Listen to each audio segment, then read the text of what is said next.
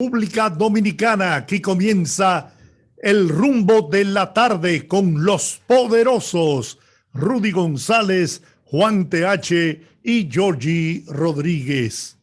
Señor González, un Buenas tardes, día buenas tardes, don Giorgio, buenas tardes, amigos. caldeada la Sí, situación, yo creo que, crítica diría yo, una situación muy preocupante y hasta peligrosa.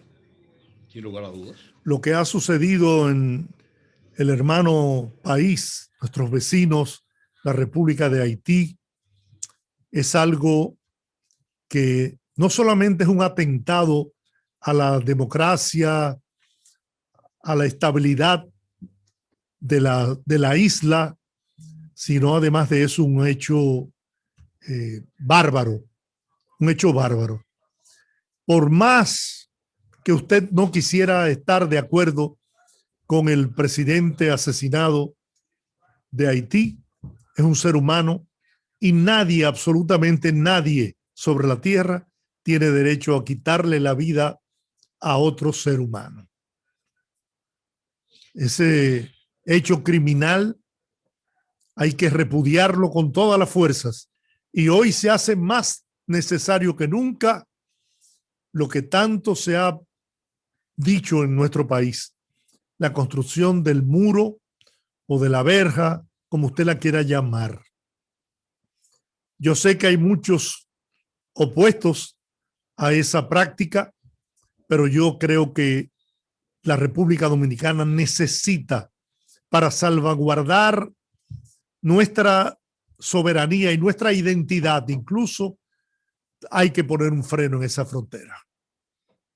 Hay que poner un freno.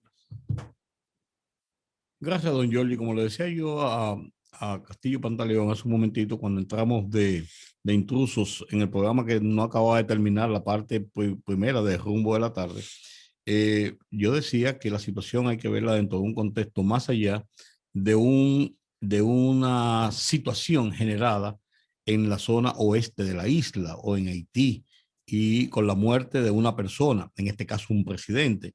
Hay que verlo dentro del contexto de lo que significa para nosotros como república de frontera con una nación con todos los atributos negativos frente a una nación que tiene muchos atributos positivos. Hablo de un sistema realmente democrático, realmente un sistema de organización, un sistema de estructura de respeto, un sistema de ejercicio democrático consecutivo, o sea, una situación muy conflictiva. Y yo digo, no voy a entrar en las consideraciones del muro, porque las consideraciones del muro no te quiero responder y ese yo creo que no es el tema en este caso. Yo lo que pasa es que yo tengo un asunto de principio con el tema de los muros y por eso en República Dominicana mantengo lo que es la idea mía de principio de que los muros, después de lo odioso que han sido para muchas ocasiones, deben derrumbarse y que lo que pasó en el 91 con el muro de Berlín debe servir por siempre como un símbolo de la libertad y como un símbolo de lo que es el ejercicio de la democracia. Pues eso son otras cosas. Yo creo que eso no es un tema a discutir en este momento. Tiene su importancia, pero yo creo que lo importante en este caso es, tenemos un Haití que no tiene vicepresidente porque constitucionalmente no lo tiene. No tiene un primer ministro porque el primer ministro que está es un primer ministro interino, en lo que se resuelve el problema de un primer ministro que nombraron y que no se pudo juramentar y han puesto a un primer ministro para que aguantara ahí la cosa y pudiera organizar más o menos, atender ciertas cosas del gobierno. Nada más un ministro burocrático que un ministro de poder, un primer ministro de poder. La sucesión en el poder en manos de la Suprema Corte de Justicia no existe porque el presidente de la Suprema Corte de Justicia murió hace 5 meses por COVID y 5 de los otros jueces están fuera de servicio, unos porque lo sacaron en una barrida que hicieron y otro por el problema de la enfermedad. No hay Congreso, porque el Congreso está cerrado. El Congreso no se ha renovado, porque no se ha renovado porque hay un gobierno que se califica de ilegítimo en un sector de la sociedad haitiana que incluye a la iglesia católica, que no reconoce al presidente Moïse después del 7 de febrero. Sin embargo, como hay un vacío de poder, el presidente Moïse ha seguido ejerciendo la posición de jefe del Estado y hasta prueba en contrario, él es el jefe del Estado en este momento. Eso es otro problema institucional o constitucional y por eso se trata de un magnicidio, porque él es el jefe del Estado en funciones de jefe del Estado en este momento. Y estoy de acuerdo totalmente contigo, que se llame Moïse o se llame como sea, usted puede estar de acuerdo o no puede estar de acuerdo con él, pero lo que se cometió fue un crimen salvaje. Un hombre durmiendo en su cama con su esposa y un comando llega y lo abate a tiros. Y hiere a su esposa que acaba de llegar a Miami hace un ratito, transportada en un avión ambulancia de emergencia para tratar de salvarle la vida. Hay quienes dicen que sus heridas no son graves y otros que dicen que sus heridas son graves. Como en un estado de confusión tan grande, no hay una versión oficial de nada de lo que pasó ahí. Y por eso yo decía que lo primero que hay que ver en esto, primero, ¿a quién beneficia el crimen? Pero ¿cuál crimen? Porque este crimen puede tener muchos beneficiarios o puede tener muchos patrocinadores. ¿Por qué razón? Moïse había hablado de una guerra frontal contra el narcotráfico. Moïse ha hablado, tiene una situación de enfrentamiento con un sector empresarial importante de Haití. Moïse no tiene un asidero popular en la clase política de Haití y mucho menos tiene una base de sustentación política en la parte baja, que es la mayoría del pueblo haitiano. Tampoco la tiene. O sea, Moïse es un presidente con muy precario respaldo. Entonces, por eso quizás, y sin quizás, no se sabe todavía cuál va a ser el derrotero tras esta situación que pone en jaque lo que es la situación de autoridad en Haití. Ni siquiera una reacción popular en Haití. Es que ahí nadie sabe qué va a pasar. Entonces, lo segundo que yo digo, que fue lo que dije ahorita, hay que ver quiénes cometieron ese crimen. ¿Fueron realmente mercenarios sudamericanos? ¿Por qué razón, si fueron mercenarios sudamericanos, fue una vendetta contra el presidente de una república por el tema del narcotráfico? ¿Fueron contratados por cuáles sectores políticos o de otros sectores de su confrontación de tipo empresarial o de su confrontación de tipo política después que él dio el decreto en que exoneró de culpas a todo el que había cometido alguna irregularidad, ministros y todos, hasta el año 2020? O sea, hay mucha tela por donde cortar todavía. Yo oía a Valentín decir, nosotros sabemos quiénes fue. Yo no lo sé. Y yo creo que lo que primero debemos saber, antes que nada, o dentro de las cosas que primero debemos saber, es de dónde provino el magnicidio, para uno saber realmente por dónde andan las cosas. En lo segundo, el gobierno dominicano tomó una decisión rápida y muy bien ponderada esta mañana. Se reunió el alto mando de seguridad nacional y después de 2 horas emitió un comunicado con 7 puntos donde cierra la frontera terrestre, cierra la frontera aérea con Haití. Solamente se permite la entrada por un aeropuerto, que es el aeropuerto de Higüero. Eso significa control estricto que se va a tener ahí de cualquier personal diplomático, personal extranjero en funciones diplomáticas o dominicanos que tengan que regresar a su país por razones de seguridad. Después, no hay vuelos con Haití, sino a recibir solamente esos vuelos desde ahí. Mandaron tropas élites a la frontera, a blindar más la frontera de lo que estaba. Había mandado los otros días 7,000 efectivos más por todas las cosas que habían, por los desórdenes y eso. Ahora mandaron a sellar la frontera. Que la frontera es una frontera porosa, como se dice. Sí, es una frontera muy grande, es una frontera donde usted no puede tener un hombre cada 10 metros para tener una valla de hombres, de militares, pero sí realmente es una frontera que tiene que ser más que nunca ahora súper vigilada, súper controlada, porque ahora no estamos hablando de tráfico humano, ahora no estamos hablando de tráfico de marihuanitas y de cosas, estamos hablando de situaciones que pueden ser de Estado. Mira, amigos oyentes, Rudy, Hemos hecho contacto con Eric Rojo. Él es asesor del Departamento de Estado de los Estados Unidos y este contacto lo agradezco a mi querida amiga y más que amiga, hermana Diulca Pérez, destacada periodista dominicana, que nos ha facilitado este contacto para escuchar de la voz del señor Rojo, que repito es asesor del Departamento de Estado de los Estados Unidos, su evaluación, su óptica de lo que está aconteciendo a partir de la madrugada de hoy en la República vecina de Haití. Buenas tardes, señor Rojo. Gracias infinitas por permitirnos esta comunicación con usted. ¿Está oyendo? El micrófono. Debe. Dígale que encienda el micrófono. Tiene que encender el micrófono. Él le escucha. Ok. ¿Nos está escuchando? Ahora sí. Bien. Perfecto. Saludos, bienvenido. ¿Qué tal? Buenas tardes. No sé si oyó el preámbulo que hizo don Giorgi sobre su presentación.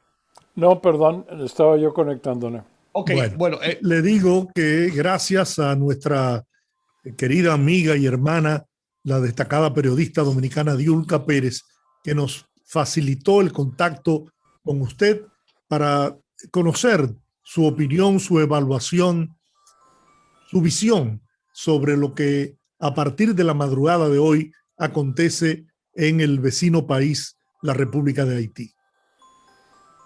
Entiendo muy bien y sí, yo admiro mucho a Diolca y aprecio que me haya recomendado estar con ustedes. ¿Qué usted cree que está pasando en Haití y hacia dónde puede llevar una situación de esta naturaleza, un magnicidio en un país donde los niveles de gobernabilidad son medio en un limbo, por así decirlo? Pues mira, el que menciones que está en medio en un limbo es lo más correcto porque realmente ha habido poca estabilidad en Haití desde su independencia de Francia. La estabilidad fue, digamos, si la podemos llamar estabilidad, fue dado por papá y baby Doc Duvalier, pero era estabilidad una artificial para ellos. Y realmente no ha habido nada. Y el gran terremoto de hace 11 años, pues hizo todo peor, porque uno de los flagelos que afecta a Haití, al igual que a toda América Latina, es la corrupción. Entonces, la primera pregunta es, ¿a dónde se han invertido o a dónde se han ido los millones de dólares de ayuda internacional que han venido a Haití?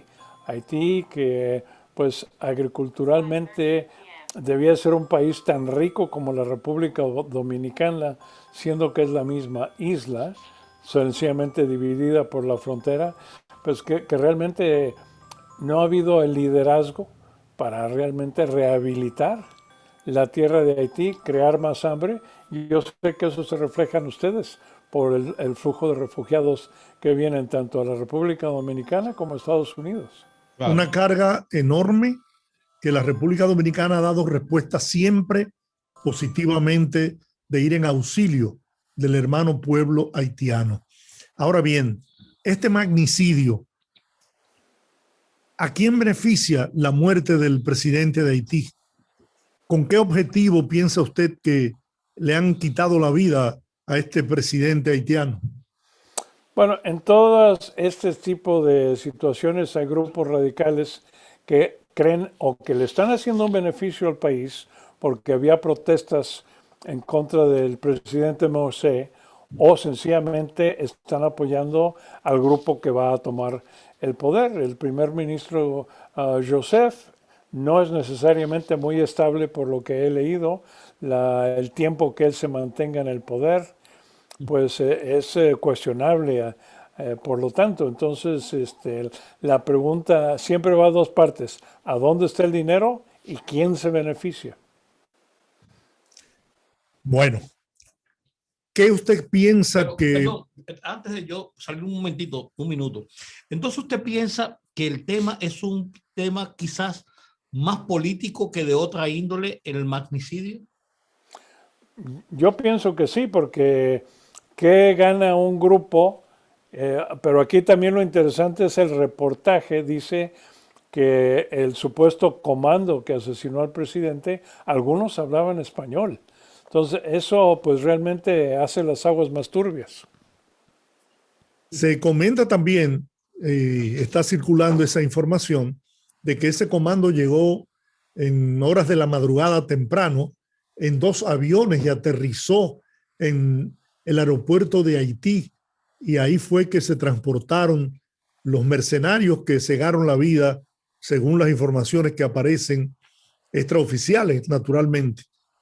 Y es posible que pudieran aterrizar 2 aviones así impunemente, sin ningún tipo de obstáculo, descender un comando sin, evidentemente tenían apoyo en territorio haitiano de confirmarse esa versión.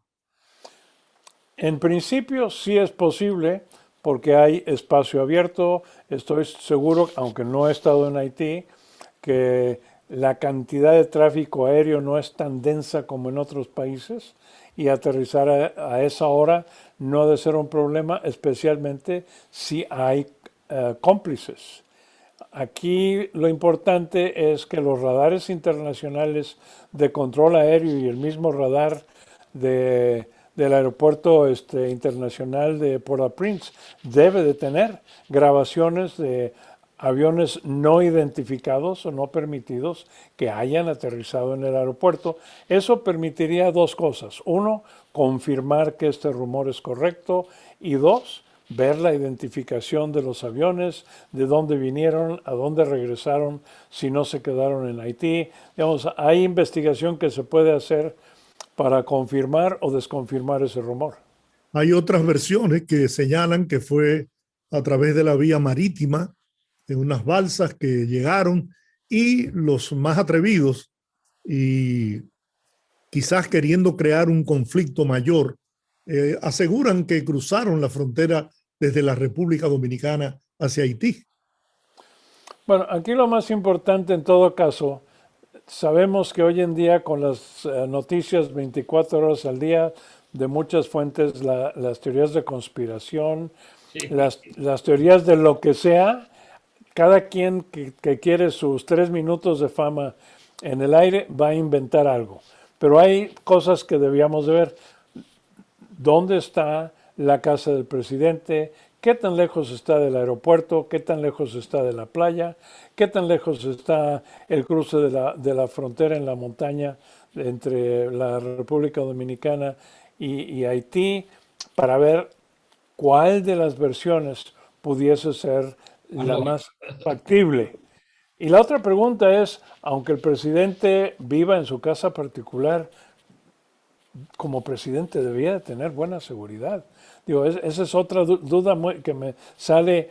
Creo que en el terremoto el Palacio Presidencial se derrumbó. Seguro que no ha habido dinero para reconstruirlo, pero que un presidente viva en su hogar particular sin protección se me hace absurdo. Y más en una situación de violencia como la que hay en Haití. Exacto. Sí. Exacto. Entonces, hay hay muchas preguntas y todavía pocas respuestas. Si fuera en Suiza o en Estocolmo, uno hasta lo entendería. Hay un vacío, y aún así, político en Haití. No hay autoridad legítima ni en el Poder Judicial, ni en el Legislativo, y ahora tampoco en el Poder Ejecutivo. ¿Qué podrá pasar? ¿Cuál es la salida a esa crisis que enfrenta la República de Haití? bueno, no sé qué tan responsable o qué tanto respeto de la Policía Nacional o el Ejército, pero tiene que haber por lo menos una institución que le dé cierta confianza al pueblo de Haití. No puede ser un vacío al 100%. ¿Podría esto degenerar en una intervención de la Organización de Estados Americanos, de las Naciones Unidas? No sé. Y el presidente, era la pregunta que iba a hacer ahí mismo. El presidente Biden dijo esta mañana que los Estados Unidos está en la mejor disposición de hacer todo lo que deba hacer o tenga que hacer para ayudar a una solución y al pueblo haitiano. Puede ser una declaración de intenciones, como parece, en una situación de crisis, como puede ser también una declaración de advertencia. De advertencia posiblemente, pero pues realmente hemos visto que en los últimos años Estados Unidos no está tan dispuesto a hacer más intervenciones. Estamos tratando de salirnos de Afganistán, lo cual ahora, aunque todo el mundo quería que nos saliéramos, ahora que nos estamos saliendo, estamos cometiendo un error porque le estamos regalando el país de nuevo al Talibán. La participación de Estados Unidos después del terremoto con fuerzas militares y demás fue en cuestión de ayuda humanitaria, que claro, nuestras Fuerzas Armadas tienen una gran capacidad de hacer esto, pero ya en una situación de rebeldes, de algo armado, no estoy seguro que el Departamento de Estado o la Casa Blanca estén dispuestos a intervenir con tropas. Bueno, pero, bueno, no sé, pero ¿cuál es la salida? Como preguntaba don Giorgio ahorita, ¿qué salida tenemos a nivel de conciertos regional? Porque todo parece que Haití por sí solo es inviable poder salir de esta crisis. Y al contrario, podríamos ver que se está agravando más. El expresidente Martelly anda dando conciertos. Yo no dudaría que le gustaría otra vez para andar dando conciertos. Al expresidente Jean Bertrand Aristide, si bien es cierto que la balanza se ha reducido mucho y su poder se ha reducido mucho, pero está ahí. Está en Cuba atendiéndose de un problema de salud. O sea, pareciera ser que el liderazgo tradicional político de Haití está out. Y entonces, frente a una situación de esta naturaleza, que una solución a lo haitiano, a lo interno, se ve muy complicada y muy difícil. ¿Habría la posibilidad de alguna salida internacional de ayuda, de apoyo para resolver por lo menos esta crisis que se presenta en este mismo momento? ¿Qué usted opina? La OEA es una institución inútil, porque no pueden decidir. No quise decirlo, pero lo pensé. No, digo, la carta de la OEA, sencillamente el artículo 1 y el artículo 2 se contradicen y no pueden hacer nada. Entonces, tiene que haber, más que otra cosa, pero es muy difícil, es voluntad popular. Claro, la falta de educación de la mayoría no ayuda. Entonces, las soluciones a largo plazo, pero tiene que haber algún líder popular honesto que salga, como el primer rey de Haití cuando se rebeló contra los franceses, pero después se hizo emperador. Es una situación muy difícil. Las organizaciones no gubernamentales que estén ahí, que honestamente quieran ayudar, tienen que invertir en educar al pueblo, porque un pueblo no educado siempre estará sujeto a dictaduras. Como repetimos ahora en México, lo que supuestamente es lo que decía Hugo Chávez: a los pobres hay que mantenerlos pobres e ineducados, porque si creamos una clase media van a votar en contra de nosotros. Definitivamente. Obviamente en Haití hay alguna clase privilegiada, hay una clase media, pero la mayoría de la gente en Haití son pobres. Entonces ellos no saben si van o si vienen. O si los llevan. O si los llevan. Entonces, en muchos casos la violencia es la única opción, pero eso no es una solución. Realmente es como la historia del nudo gordiano de Alejandro. Pero alguien tiene que tomar la espada de Damocles y cortarlo en dos y hacer algo. Ustedes, siendo los más cercanos, ¿hasta qué punto tiene el apetito y el interés la República Dominicana de meter la mano en Haití? Muy conflictivo y muy delicado. Hay una situación, hemos analizado el tema, ¿no?, desde el punto de vista del territorio haitiano, pero eso representa una grave amenaza a la estabilidad de la República Dominicana. Nosotros, por más esfuerzos que se hagan, no podemos tener un control absoluto de nuestra frontera. Si se desbordaran las masas para querer cruzar la frontera dominicana, ¿qué pasaría? ¿Cuál sería la reacción de la República Dominicana? ¿Y qué consecuencias podría tener eso ante el concierto de naciones internacionales del mundo?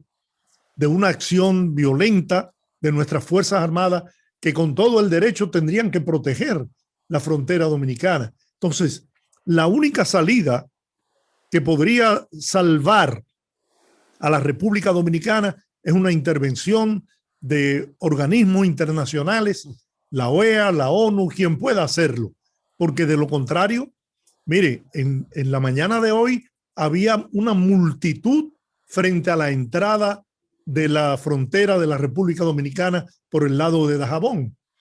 Y con justa razón, una situación de inestabilidad absoluta como la que vive Haití, pues lo que motiva es a la gente a querer irse, huir, salvar su vida. No hay garantías de vida para nadie en Haití en este momento. Bueno, ahí tenemos una situación muy difícil, que es la preservación de la integridad nacional de la República Dominicana y hasta qué punto están ustedes dispuestos a ser quien intervengan ahí, Haití, a poner orden para ayudar a ambos países. El problema es que además de la situación político que hay social en Haití, tenemos un problema los dominicanos. Tenemos aproximadamente 1 millón y tanto, no sabemos cuántos haitianos refugiados en República Dominicana, pero una oleada mayor restringe situaciones sanitarias como la que nosotros estamos padeciendo, como todo el mundo con el coronavirus. Uno. Dos, una situación alimentaria, porque tendríamos que mantener con una producción que nosotros tenemos satisfactoria apenas para nosotros mismos. Una situación social de viviendas, de servicios, es complicado. Pero no solo eso, vaya más lejos, nosotros, como usted señala, ¿hasta dónde estaríamos dispuestos a asumir, intervenir en Haití para imponer la autoridad? Eso sería catastrófico, señor Rojo. Es que nosotros hemos sido acusados ante el concierto de naciones del mundo como los agresores. ¿De xenófagos? Como xenófagos. Entonces, lo que menos aceptaría el pueblo haitiano es una intervención de la República Dominicana en su crisis. Sí. Es que es un callejón sin salida. Así es. Pero vamos a tomar una lección de la Unión Soviética. A ellos simple y sencillamente no les importaba la opinión de los demás.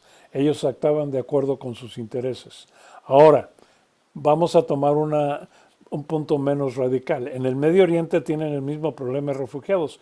¿Dónde están los refugiados haitianos en la República Dominicana? Si los tienen ustedes en zonas protegidas donde los tienen que alimentar, pero ahí también pueden empezar a reclutar una policía, un ejército, un grupo popular que aprenda agricultura, que aprenda orden, para que sean ellos mismos, a lo mejor bajo algún liderazgo dominicano, que regresen a su país a poner orden.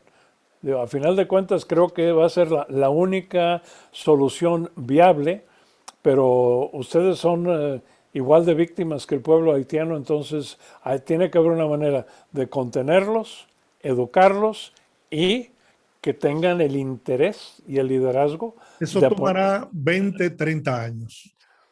Probablemente. No hay ninguna solución fácil. Señor.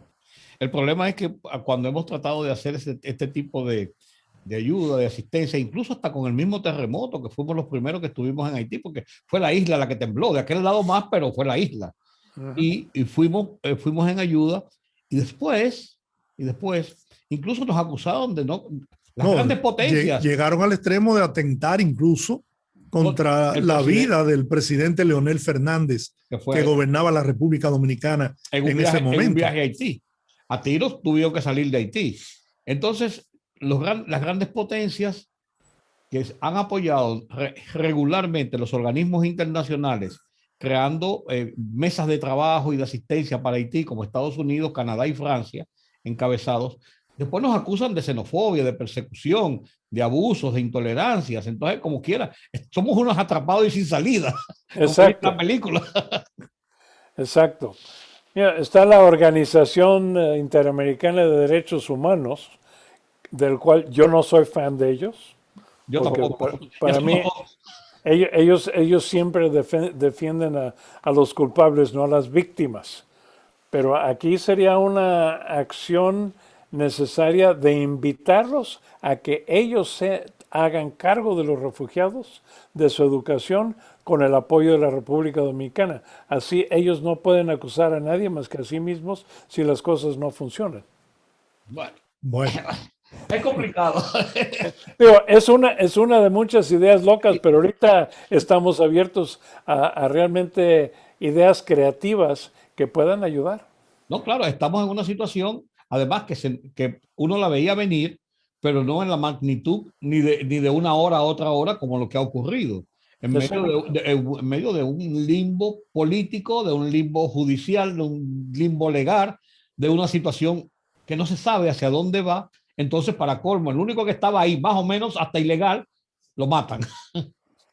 Exacto, exacto. Entonces, ahora creo que su primera opción es de retener las fronteras, usar a los refugiados que ya están ahí y decirles, mira, si vienen más refugiados que ustedes, les va a tocar menos, no vamos a resolver el problema y alistarlos a ellos que ayuden a contener la ola de refugiados y empezar a empujar en la otra dirección. como usted muy bien señala, los Estados Unidos está tratando de retirarse. El caso de Afganistán. Ahora, antes lo acusaban de estar interviniendo. Sin embargo, ahora que se retiran, los acusan de entregarle a los talibanes el territorio afgano. Pero ¿estaría Estados Unidos en disposición de intervenir en Haití para tratar de establecer el orden? Tendría que ser atrás de alguien más. No creo, especialmente ni Trump ni Biden, cada quien por sus motivos muy diferentes, que estén dispuestos a hacer eso, pero tenemos los boinas verdes, los Special Forces, que yo fui parte de ellos, cuya función es apoyar, no ir a pelear, sino ir a apoyar la organización civil. Tenemos las unidades que llamamos de acción cívica del ejército que ayudan a reintegrar un país devastado, pero necesitamos un fundamento local para que ellos puedan operar y no ser la unidad de frente, porque entonces ya es intervención. Entonces tiene que ser en apoyo directo a las fuerzas, a lo que llamaríamos las fuerzas populares, al grupo de la población de Haití que esté dispuesta a trabajar, a recuperar su país y guiados por estas entidades de las Fuerzas Armadas de Estados Unidos y, como digamos, otras organizaciones civiles, la Cruz Roja, y claro, yo aventaría los de derechos humanos ahí para que por primera vez en muchos años se ganen su sueldo. Mire, sería buena experiencia. En Haití la situación, usted lo conoce mejor que yo, es complicadísima. En este momento, el control de los sectores populares más empobrecidos está en manos de bandas criminales. Bien, son bandas criminales las que controlan territorios dentro de Haití. Armados y sanguinarios. Bueno, hay que encontrar la manera o de atraerlos o sustituirlos. Y sustituirlo lleva muchas formas. Gracias. No, entiendo. No lo dijiste tú, lo dije yo. No estoy dando cosas a la ligera, sino es filosóficamente difícil. Sí, definitivamente. Bueno, pues muchísimas gracias, señor Eric Rojo, por esta conversación y este aporte, ¿no? A ver, yo necesito un minuto porque a ver, voy a cambiar. No, ya se me acabó la pila de... Okay. Vamos a ver si podemos seguir la conversación aquí sin tener que... ¿Nos está oyendo ahora? ¿Nos oyes? Ok, ¿nos está oyendo? Ya subí el volumen de la computadora. Sí. Le decía que le agradecemos mucho esta conversación.